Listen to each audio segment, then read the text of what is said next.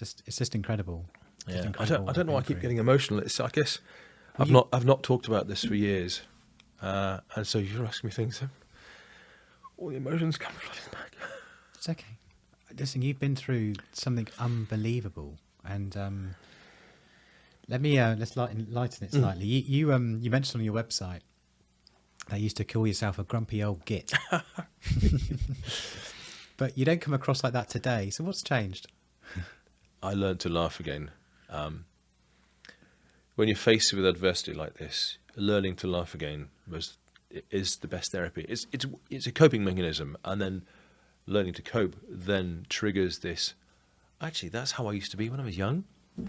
Why can't I just be this way anyway? So I remember my dad saying to me when I was young, remember, son, happiness is the way, not the goal. And it was one of those stupid little phrases my dad always used to say to me. I'm like, oh, okay, whatever, Pop, whatever. And it is, happiness is the way. And learning to laugh again, learning to laugh in the face of adversity was, part of what got me through. So, because when you're in hospital and you see all these other people with injuries that are as bad or worse than your own, you think, blimey there, but for the grace of God and all that. I'm not religious, but it's, a turn of phrase. But some higher power is looking after me. I've just given me the good fortune to have a go at doing something with my life. So stop bleating, stop complaining, stop thinking ill of anything, stop looking for excuses to not do things, stop thinking, that's bad, that's wrong, no, look at what's possible in life. Enjoy sitting in the garden for 5 minutes, enjoy the smell of the flowers, enjoy talking to people. Don't judge people, don't think, you've got this going on, you've got that going on. Actually, yes, everyone has something going on. Everyone has a battle they're dealing with that you know nothing about. And it was a Robin Williams quote, I remember. And I love that because it is true. Everyone has something going on that you know nothing about. So don't judge people, be kind. And it was that, I remember in the gym at Stoke Mandeville, I'd been there. This is literally the second day I was at Stoke Mandeville. And I'd met this guy on the first day. He had motor neuron disease, so he was on a downhill track, which wasn't good. But he was still laughing and smiling and joking. And one of his friends, we were in the spinal gym the next morning, and one of his friends wheeled himself in, and he called across to this guy, and excuse me for swearing on this, he said, "Oi, Ali, you fucking spaz," which is completely inappropriate. But in that setting, where you are surrounded by people who are massively disabled, who are really up against it, everyone just laughed. And you go, that's what life should be about. Laugh in the face of adversity. Just make light of it, because that's the way to get through it. And then when you can do that, you realise, actually, everything in life is worth smiling about and laughing about. Find fun, find humour, find enjoyment in everything you do. So yeah, and now I believe I've earned the right to be a grumpy old git. so there are times now when my kids joke, "Dad, you're being a grumpy old git." Yes, I am. Bugger off. But I can laugh about it, and we can laugh about it. And it was funny actually, because my daughter, lived at the time with my ex-wife and her stepfather. I used to have to go and collect her, so her stepfather brought her to see me a few times in the hospital. And then when I was able to drive again, I started picking her up again, and it must have been, I don't know, 4th or 5th time I'd collected her, and she was sitting in the car, really quiet, on the motorway, on the M25 on the way back, and just out of nowhere, she suddenly piped up, "Dad, I really like you now." Where did that come from? What? And I just looked at her. She said, "But you were never there before. You were always working so hard. We never had conversations in the car like we do now. You were always on the phone. You were always busy." Oh my God. So, yeah. It teaches you a lot about yourself going through something like this, and it makes you realise what's important in life. And so my kids now all say, "You are a changed man, a changed person." I have a completely transformed relationship with everybody. My kids, my wife, my friends, my family, work, everything. And so yes, when I am being a grumpy sod, when I am tired or stressed, they can turn around and go, "Dad, you're being a grumpy old git." All right, okay. Which is good, so we can laugh about it. Yeah. And now, again, going back to your website, after what's happened, and you know, because life can go in a lot of different directions after that. You know, I can understand, by the way, just, you know, I've had a sales career. You're in sales for, you know, a lot of years, 20 plus years since, you know, before the operation. Yeah. And your life does get wrapped up in the numbers, end of quarter. It does. This, and you're, you know, you're constantly stressed. Your boss needs this, you need to deliver this number. And, you know, you're trying to also build and provide for a family. And you do get wrapped up. I have done, you know, and it does take away from your life. There's no question. The amount of times my wife has looked at me and she'll talk and she's like, she know I'm physically there, but mentally I'm writing an email. I'm rehearsing what I'm about to say to my client tomorrow, so I can you know, progress a deal or something. And you do lose. You completely lose Perspective. Yeah. Yeah. It's unbelievable. You know, my little Logan's only 2 now. And in these last 2 years, I've really been struggling a bit, just going through lots of things at business and everything else. And I've just not been present. That's been the biggest thing, just not being present. And it sounds like it's almost like you've had a life before the operation and life after the operation. Before the operation, maybe you didn't appreciate everything as much as you do now. Maybe after. It's a cliche, but absolutely. 100%. Maybe now there's complete appreciation for everything. Yeah. Yeah, that's exactly it. And it is a cliche, but that's why I say to myself and to everybody else, I think I'm the luckiest guy on the planet, because I've been given a second chance at a life. And yeah, definitely. And then how did you get to realise your dream?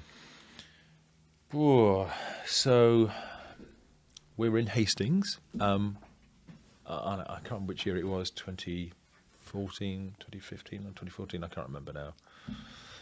And I've always wanted an Aston Martin, always, from being, again, knee-high, since I first saw Goldfinger, of course. So, and I've been going on about wanting an Aston for a long time. And then, of course, had my injury, and that's it, it's over. And then got to driving again. I went, I could have an Aston Martin again. Didn't think it at the time, because I, you know, got back to work thinking, well, my career's over. So I'm not, you know, at the time. And then as my career started to progress, which is another conversation, that's an interesting lesson in life I've shared with a few people. Come back to that. But when I was starting to earn money again and my career was doing okay, I suddenly realised I could afford to buy an Aston Martin. And again, it was just doing what I needed to do, doing the work I needed to do. The money just came. It wasn't focusing on the money because I wanted an Aston. It was just, I'm doing this job, and I'm doing a good job, as it turns out now, because I'm not worrying about it. And so suddenly we have this pot of money. I'm going, I can afford to buy one. Nothing to do with a legal case, because I couldn't pursue my legal case. We had to drop it. So I had nothing from my injury at all. So we're sitting in Hastings in this bar. They say the Hastings Arms, the same one, and we're sitting there, and I'm on my phone. I'm on Auto Trader on my phone, and my wife said, and my wife's called Helena. She said, "What are you looking at?" Nothing. She went, "Oh, you're looking at cars again, aren't you? You're looking at Astons, aren't you?" And might be. She went, "Oh, go on, let me see." So I showed her the picture. She said, "Was quite nice." I went, "Ooh, okay, that's a good sign." She said, "Can we afford it?" And I went, "Yes." She said, "Oh, okay then." So literally, I went outside, and I called the dealer, and I said, "Can I?" And it was way up in the north of England, and I got them to drive it down for me to see it. And they drove it down on the Monday. This was the Saturday I'd called them. They drove it down on the Monday, and I bought it there and then. I drove it, of course, and I bought it there and then. And then, so when my wife and Helena got home, she went, "You bought it then?" "Well, you said I could." She went, "I didn't think you were going to do it so quickly." Yeah, but I've been looking at them for a long time, so I knew what I wanted. So then, coming back to your question about racing and how that got to be, so I then ended up taking my Aston on a track day. A lot of people want to look after their cars, keep them nice and shiny. Well, I've got an Aston, I want to drive it, I want to enjoy it. That's why I have these cars. So I took it on an Aston Martin Owners Club track day with the Jaguar Car Club as well. And I ended up chasing these much faster cars around this track. And one of the guys got out, because I signed myself on as a novice, and one of the guys got out at the end. He said, "You're not a novice. You race cars, don't you?" I went, "No, not at all. You know what you're doing with the car. You should be in the advanced group." So I went out in the advanced group later on. And again, there were a couple of guys in V12 Advantages that were way quicker than mine. And I was way quicker than they were. And so I had a what I thought was a natural feel for a car, which I do. I have a good feel for driving. And so they said, "Oh, you should think about becoming a racing driver." I went, funny you should say that. I've been thinking about it for many, many years, actually. And then I took my daughter on a track day at Thruxton, and I was talking to one of the instructors there. This was in 2015.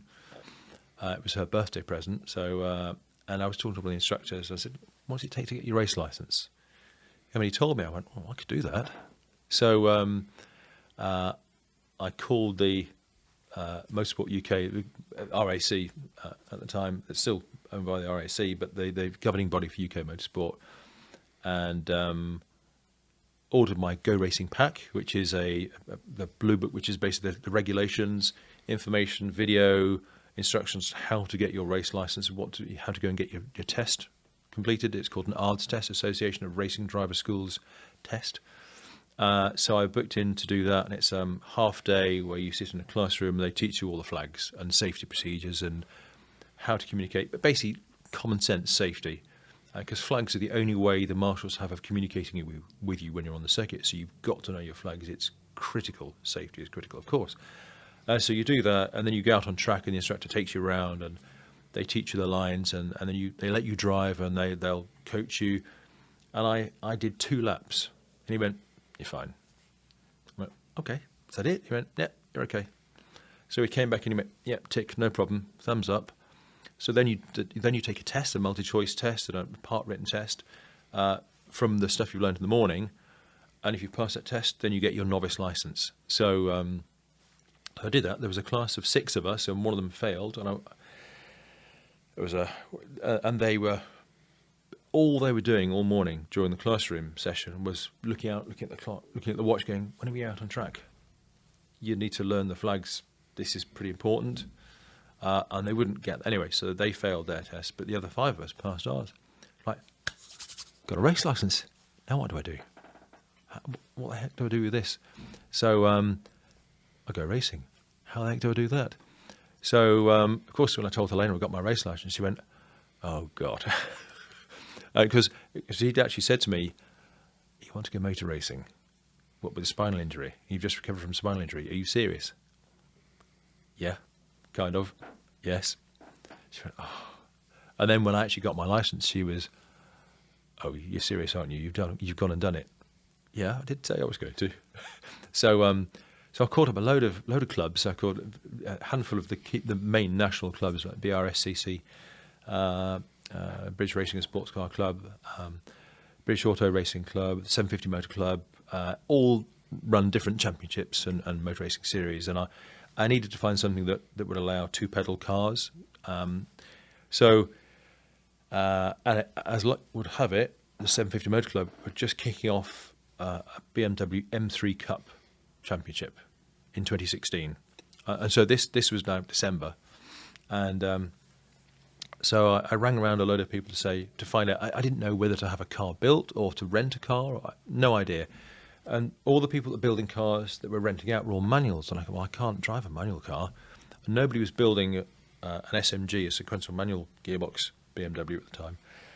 I thought, well, I need to have it built then. So I called several people. And there was one chap I spoke to, Jeff Steele, Jeff and I are now good friends. Oldest chap, been in the business for a long, long time. He's known as Mr. BMW. He races, he builds race cars, BMW race cars for everybody. He was asked to build touring car, get involved in touring cars. He used to race touring cars way back. He actually raced in BTCC many years ago himself. Ex-rally driver. And he had this air of calm assuredness, complete confidence in what he was doing. And he tried to put me off. He was determined to put me off. He was testing me to see if I was really serious. Basically, if I build you a car, Julian, we only do proper builds, so don't expect this to be a cheap car. That wasn't what he said, but that's what was obvious. And there was something about his knowledge and wisdom and experience. I went, yeah, go on then, we'll do it. So I agreed, and I actually bought a car, a donor car, an old M3, and I had it shipped up to Jeff. No paperwork, complete trust. Just literally having had phone calls. I'd never even met the guy. It was just over the phone. I bought this car and I had it shipped up to him. And you just know, you've been around long enough to know when people are pulling your plonker and when they're not. And this guy, I just knew. Anyway, they built me an absolutely brilliant race car. SMG gearbox, so I could use it was two pedals, so I had pedal shift. And I started racing. Luckily, I'd had a couple of good years of earnings, so I had enough to build the car. What I hadn't appreciated was how much it was going to cost me every time I crashed. And it's expensive. And but several people said to me, if you don't crash, you're not trying hard enough. So my headphones keep falling off. It's okay. Yeah, that's it. Better. Okay.